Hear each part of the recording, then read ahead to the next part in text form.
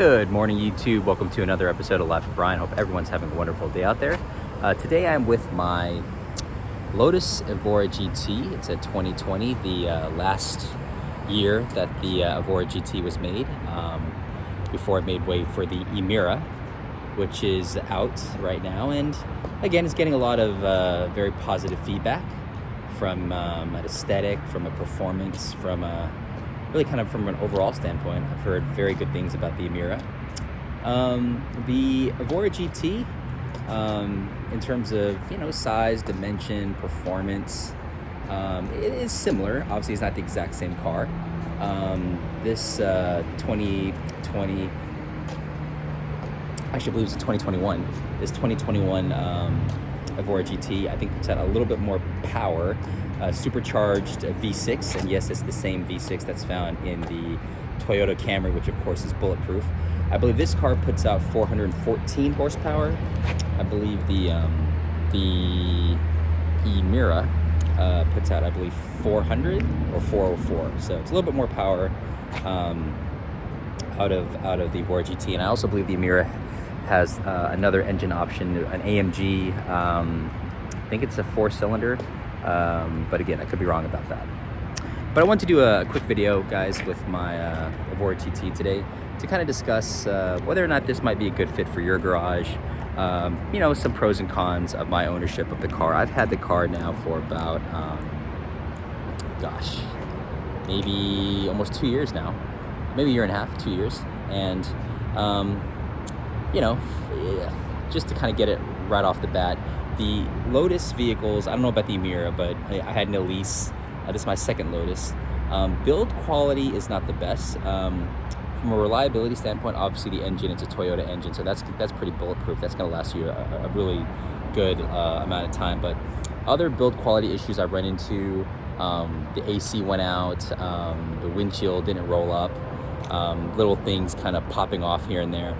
Thank goodness all of those things happened while the vehicle was still under warranty, so I didn't really have to pay out of pocket for that. But that's something to kind of keep in mind, guys, if you're looking for a car where you're not going to have to really worry much about build quality issues or stuff just kind of randomly not working, or gremlins as I call it. This may be something to factor in. Now again, it hasn't been aggressively horrible. I don't think it's as finicky as, say, my McLaren or my Ferrari, but I've had a few issues pop up, so something to keep in mind, guys. Running costs haven't been bad on this car at all. Obviously, just oil changes and regular maintenance. Again, a lot of the stuff that stopped working on the car, or issues that I had with the car, I had taken care of under warranty. So I'm not really sure from a price standpoint how much that would cost if I actually had to pay out of pocket. But hopefully, I don't have to find that out anytime soon. So. Now, who gets these cars, right? So the thing is, if you want to be different, guys, if you don't want to get your Cayman or your 911 or your, 3 Series or whatnot, this is kind of the car to really kind of get into.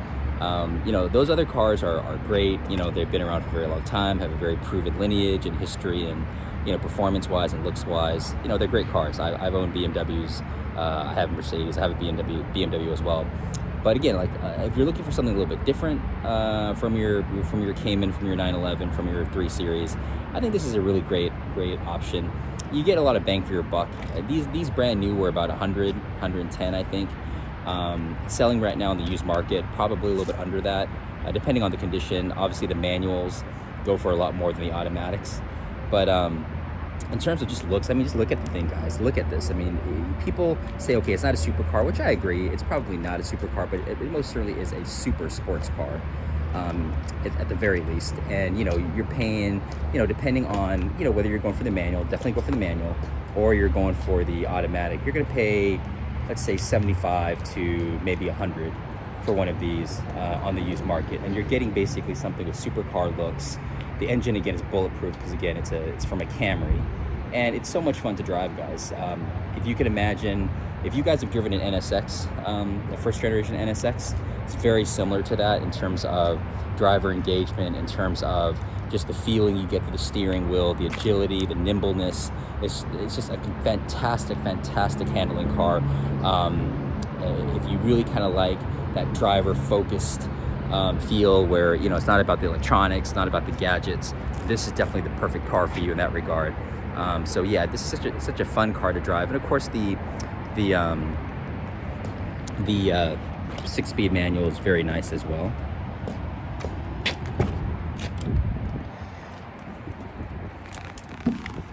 So getting in here, guys.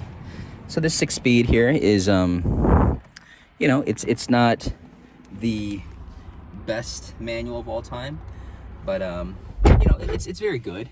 Actually, maybe I'll turn on the engine, guys, because it's actually kind of a hot day in Houston.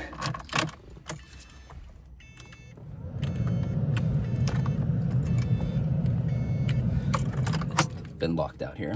There we go. So one thing I don't like about these cars, that little, I don't know what it's called, but you have to, if you leave it off for a certain amount of time, you have to basically unlock it, lock it, lock it, unlock it again, and then you get back in. Kind of like my Ferrari or old Ferraris, but yeah. So the, you know, obviously this proper 6-speed manual, save the manuals, is definitely the highlight of the car. But you know, the interior is nice, guys. It's not bad. You know, it's not the greatest thing ever. You know, this head unit gets a lot of criticism and hating because, you know, it looks like you got it installed at Best Buy or something. But you know, overall the interior is a relatively nice place to be. The steering wheel's nice.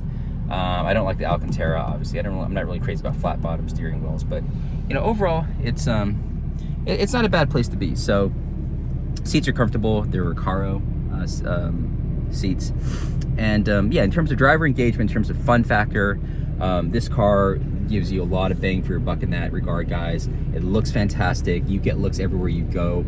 People, even though it says Lotus, you know, on the car, a lot of people are like, oh, what is that? Is that a Ferrari? Is that a Lamborghini? Is that a McLaren? It's just, there's not that many on the road. I've seen exactly one Evora GT since I purchased mine, and that's it. A few leases here and there, but you just don't see a lot of Lotus on the road, guys, because I think a lot of people will go for, like I said, the Porsche, the BMW, the Mercedes, I mean, they'll go for an Aston Martin or something like that even before they consider a Lotus, which is kind of a shame. I think that really maybe has to do with people are scared off because maybe the dealer network is not as great.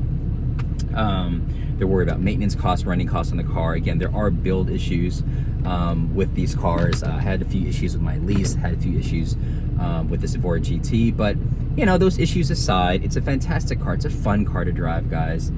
It's an easy car to drive. If you're looking for a car that kind of gives you that supercar vibe, that supercar feeling and look even, but you're worried because again, the engine is bulletproof. It's a Toyota, for God's sakes. You want something a little bit more on the reliable side, but you also don't want something that is going to obviously break the bank. You know, obviously if cost is not a factor, you know, Paganis and you know Lamborghinis and McLarens. I mean, yeah, the Bugattis, sky's the limit, right? But if you're looking to spend, you know, let's say below 6 figures, certainly, you know, 6 figures at most, but even below 6 figures, but you want a supercar-like car feeling vibe and fairly reliable in terms of the major components, the engine, then this is definitely something that you guys should consider, 100%. Is it a daily driver? The clutch is kind of heavy. There's basically really no trunk spaces to speak of. There's really no back seat. These back seats are fake. They're really for grocery bags. So there's really not a lot of utility or practicality. So I would not get this car as a daily driver, guys. But hey, look, if you're single, if you live in an apartment, you don't have a pet, you know, why not? Yeah, this could be your only car. But if you have children, if you have a girlfriend, a wife, a fiance, if you have to lug a lot of things, if you like to go on trips and you have to lug a lot of things, if you're a photographer, if you're a hiker, if you just have a lot of stuff, I don't know if I would recommend this car, guys, because again, there's just not a lot of storage space here. There's not even, well, I mean, there is, but the glove compartment is basically non-existent. So, yeah, I mean, so definitely a weekend car. This is, if you're looking for, if you have the means, guys, for a second car, a weekend car, this is definitely a weekend car. This is something that you can take out in the rain, the snow, the sleet. You can throw it around. Again, it's just from a driver engagement standpoint, it's so fun to drive. I would compare it to my NSX. If the Acura NSX had a second generation that wasn't, you know, hybrid, you know, part electric, and you know, again, the second generation NSX I think looks fine. It's a fine car, but I don't think it really has any, and I've mentioned this many times, it doesn't have any real link or what do you call it? There wasn't really any tie-in to the first generation, which is a shame from an aesthetic standpoint, a visual standpoint, and even I think, you know, not even so much going from you know, the VTEC V6 to your, you know, hybrid, you know, electric motors, et cetera, which of course all manufacturers are kind of following suit and copying on what the second generation NSX did. But from a driver standpoint, purely, what I'm saying, guys, is this is what I think that second generation NSX could have and should have felt like. Again, just like a go-kart feels, just direct, so much fun to drive. So definitely a weekend car, guys. Not so much a daily driver unless, again, you're single, no kids, no pets, no anything. But if you're looking for something that is unique, something that's not ubiquitous, something that you can definitely have fun in, but, you know, hey, yes, you never want to wreck any of your cars, right, guys? But this is not going to bankrupt you or, you know, bankrupt someone else if you get into a minor accident. Fairly reliable in terms of the engine for sure, and looks, you know, you're gonna get thumbs up, you're gonna get compliments. I went to the post office the other week, had a nice conversation with the gentleman asking me about the car and how fast it was, et cetera, and that's another thing. I'll close on this point. If any of you guys out there like driving fast but not fast, like the feeling of driving fast, this is the perfect car for you. You can have fun at any, you know, at any speed, basically, right? You're going 20, 30, 40, 60, 80, whatever, obviously abide by your speed limits in your city, town. You can have fun. It feels fast. The exhaust, obviously, you can turn the exhaust on and off. This car sounds fantastic. It sounds like it has like 600 horsepower, and you always feel and you sound like you're just kind of rocketing down the street, which is just a blast. I like this car a lot, and hoping for a lot more adventures in it. And I think it's really overlooked, guys. Definitely consider this for a weekend car, and something that will not break the bank in that kind of faux supercar, super sports car category. So hope you guys liked the video. Give it a thumbs up, comment below, like and subscribe. Please support the channel. Hope to catch you guys in the next video. Take care. Bye bye.